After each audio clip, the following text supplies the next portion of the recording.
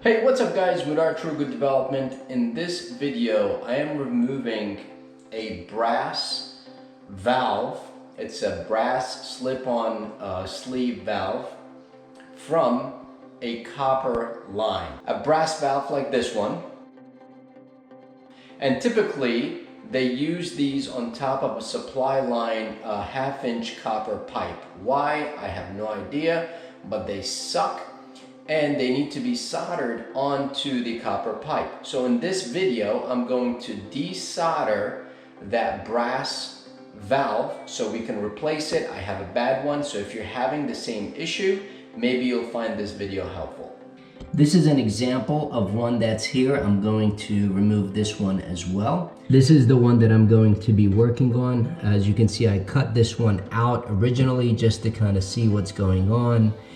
And I thought I'd have more pipe. Regardless, we're gonna go ahead and try to desolder that sleeve so we can work with the existing copper pipe. As far as tools go, this is very simple. You're gonna need a torch. To desolder, you're simply going to reheat the pipe so you can dislodge the fitting.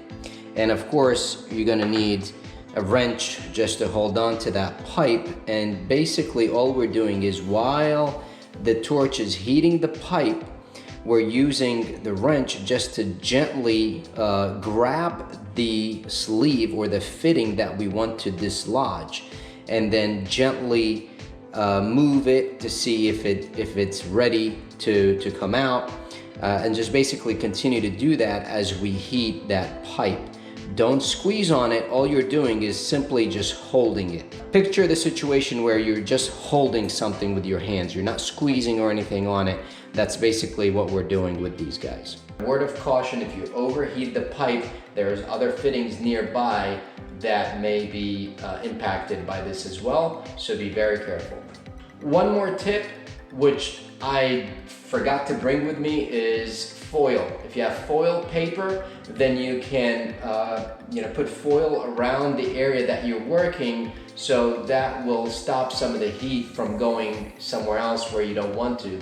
Especially, for example, if you're doing this around wood and you don't want that flame to go onto that wood, so just be very, very careful with this. All right, here we go.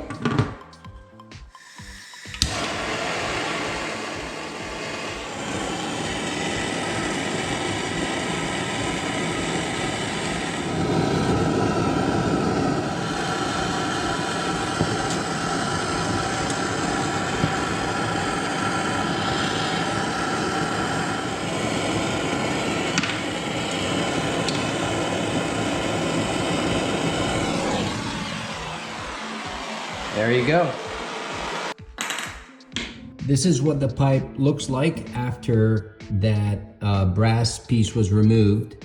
So what you want to do next is just take some sanding paper, clean this, clean this pipe, and you should be ready to go ahead and put in your new fitting. For me, I'm using a shark bite just to connect to this toilet.